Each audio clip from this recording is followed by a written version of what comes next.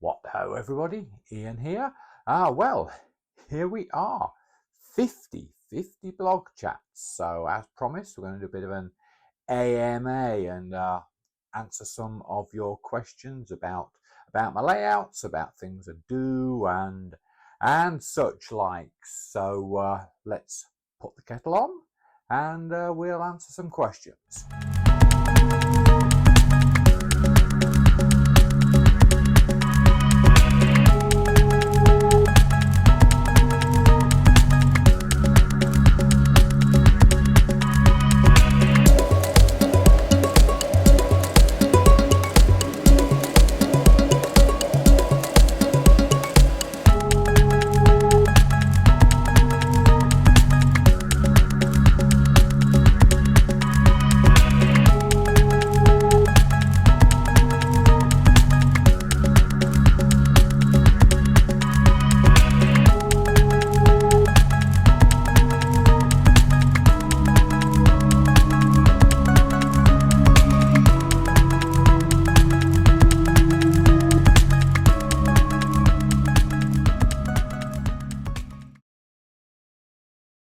All of them and none of them, basically, because well, they've pretty much all of them have got something in there, but some have more than others. I can only tell you what I read, and well, first thing and the most important thing is Railway Modeler. I'm a digital subscriber, and the best thing about being a digital subscriber is you get unlimited access to all the back issues.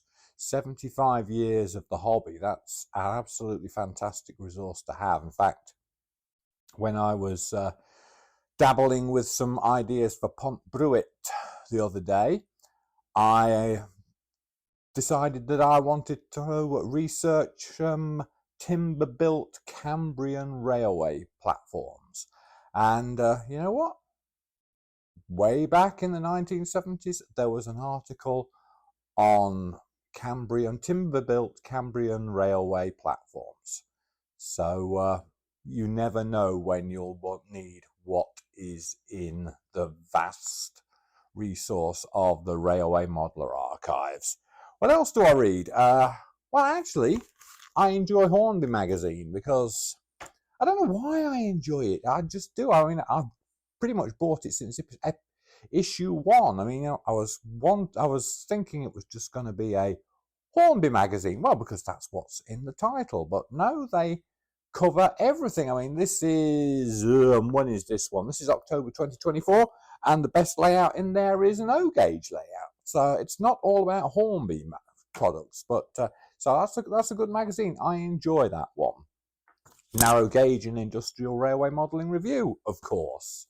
So that's another good one to read. Well, especially if all the pictures in there are so inspirational. I mean, I wouldn't have built Bontoft if it hadn't have been for one of the pictures there in a back issue of the review. That was totally built. Bontoft's was totally built on one photograph in a recent issue of the review.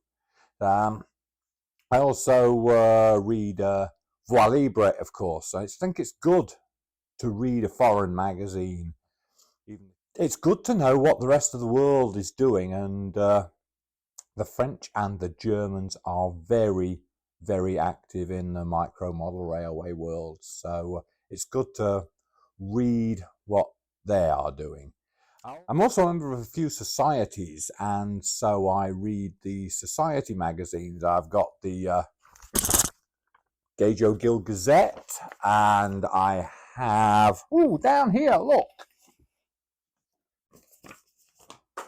I have 2mm scale stuff for the magazines for the 2mm scale society. So, and then I'm also a member at Pendon, so I get the Pendon papers twice a year. So, yeah, that's what I read. Others might have other ideas, but those keep me happy and they keep me very busy. The Charismatic Voice, where a classically trained opera singer listens to and analyzes videos of other musical styles than her own. And then there's the Daily Doug. The Daily Doug is done by a classically trained composer reacting to music styles other than his own. Then there's Project Binky, where a couple of car enthusiasts are fitting a Toyota Celica 4-wheel drive engine and transmission into the body of a classic Mini. Oh, I see. What model railway YouTube channels? Oh, but no, let's not discount these other channels. I mean, the music ones especially. I mean, they've taught me to be more open-minded. I mean, what's more open-minded than an opera singer or a classical composer listening to Iron Maiden and analysing that and telling you what they like about it and why they like about it? It's very cool. It's taught me to be more open-minded about what other people are doing in the model railway world. Yeah, except probably Lionel 3-rail. I just still can't get into Lionel 3-rail. Then there's we've got Project Binky too. I mean, Project Binky is teaching me things. I mean, it's teaching me to stick to it and how to problem solve. Because obviously we're sticking a great big Toyota Celica 4-wheel drive engine and transmission into a tiny little Mini, you're going to have problems. And recently, the channel was quiet for like 2 years because they needed to make the instrument cluster for their car, the speedo, tachometer, fuel gauge, all that kind of thing. So what they did, they went and learned how to 3D print their own printed circuit board using 3D printing solder. I mean, you got a problem, you've got to solve it. And they put it over in a way that's amusing and fun. And if you don't know anything about 3D printing solder, you can still watch it because it's entertaining. So I've learned a lot from Project Binky. But you really want to know what model railway YouTube channels I watch. And well, there's only 2 or 3 that I really watch religiously. And first one is Chandwell, Michael Scott's N-scale layout that he's building. And then there's Simon George's Heaton Lodge Junction in O-scale. Both those are fascinating layouts at different ends of the spectrum, N-scale and O-scale. And they are very interesting to watch. Whenever James Hilton puts out a video, I will always watch that.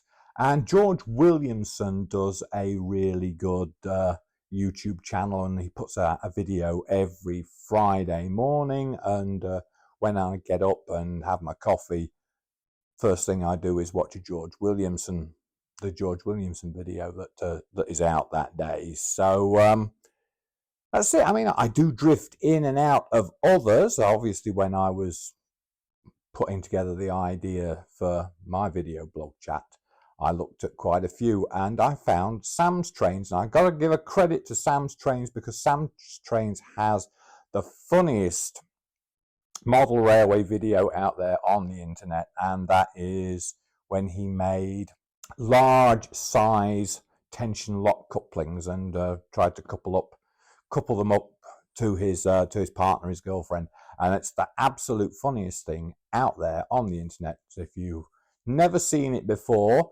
I recommend that you go out to Sam's Trains YouTube channel and look for his Hornby couplings video. It's hilarious, and it's as easily as funny as the fish slapping dance from Monty Python. So yeah, that's about it really. I mean, I'll look at other, because they pop up in my YouTube, and I'll look at a few every now and again. But yeah, those are the ones that I watch. And there's also a couple of blogs that I do pay a lot of attention to. James Hilton, of course, because he puts stuff out daily, and it's always thought-provoking and interesting. It always gives me lots of good ideas. Too many good ideas, if you ask me. And then there's the other one that I check regularly is the Lug Valley Railway blog. I'll put the link down here. I'll put all links to blogs and websites down here. So that's an O scale layout, a small O scale layout, and it's beautiful layout. So that's pretty much what I listen, watch, and read. I don't do any podcasts like Cartel Conversations. Yeah, I only listen to that one to check out the recording session, see how that worked. I don't tend to listen to podcasts. Oh, well, that's easy. That's the one I'm using at that time. I mean, for instance, when I was working on that 2mm fine scale etched brass wagon kit a couple of months ago, I bought a set of brooches, and they were a revelation, for widening out small holes and stuff like that. I couldn't believe I got by without those for so long. So yeah, the brooches were pretty good. And also, I think there's also the fact that I just bought a new soldering iron because my soldering sucked big time. So the 2mm fine scale wagon building videos showed a soldering iron with really small tips. So I bought a soldering iron with like 1.2 2mm tips, and well, my soldering improved no end. In fact, just the other day, I soldered some 20 gauge wire to a code 55 fish plate. That's nothing I would have ever considered before, but I did it and it worked. And so, yeah, whatever tool I am using at that moment is the best tool. How many layouts do I have? Well, let's count them, shall we? 1. Pure Spring Watercress. The old workhorse, the old dinosaur. It's looking a bit frayed at the edges now, showing its age, but still got it, still going to keep it. Number 2, Grainthorpe Road. That one was built for the Micro Model Railway Cartel Facebook page Christmas challenge. So that was a couple of years ago. Then there's number 3, that's Beware of Trains, my first essay in 16mm scale that worked really well. And then there is 4, the IKEA Apple Box layout British Oak coal loading point. Number 5, Stafford Ledge Tramway that I built in HOF this year. Then number 6, technically it's a layout.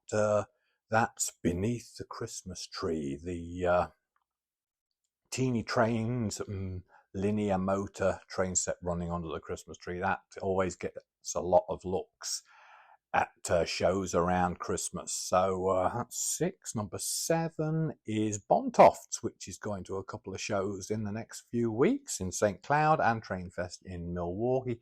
And then number 8, Northcotes. Northcotes, of course, that's being built for the Gauge O Guild virtual exhibition next year. So there we go, 8. A lot of layouts. So yeah, a couple of those are going to go because I don't have any attachment to them right now, and I need to make room for a couple of new projects for next year. Pont Bruit, of course, is one, and there's another one that is in the works that I'm ironing out some details on the concept for. So yeah, that's a lot. Oh, so yeah, related to the layout subject, will I ever build Saltfleet Haven? Yeah, well, for those who don't know, Saltfleet Haven is an old plan that I came up with many years ago in the early days of the Micro Layouts for Model Railways website. It's a simple quayside layout. A lot of people actually like that idea, and so I'm thinking about it. I've got plenty of O gauge. Now I'm currently into O gauge. I think I would probably build it in O gauge. I've got to find the right structures for it. because Saltfleet Haven is a very quiet, bucolic place, and big old brick built warehouses are not going to fit on that that locale. So I found some interesting ones on Carnarvon, interesting structures on Carnarvon Sea riverfront, but that was smaller, but they were all built with stone and slate and stuff like that. So not found all the right buildings yet, but I live in hope that I will build Saltfleet Haven yet. Your layouts are always good enough for the model railway dispatch. It doesn't matter what standard, what scale, as long as they are 4 square feet, or as long as they are in the spirit of a micro as well for the truly large scale sizes, then everything is good enough for the micro model railway dispatch. So really, there's nothing else to say. All layouts are good enough for the micro model railway dispatch. Well, I hope you enjoyed that self-indulgent waffle and stuck with it. I'll add a few more links to blogs that I check out at the end of this this video blog chat. Who would have believed it? We got to 50A.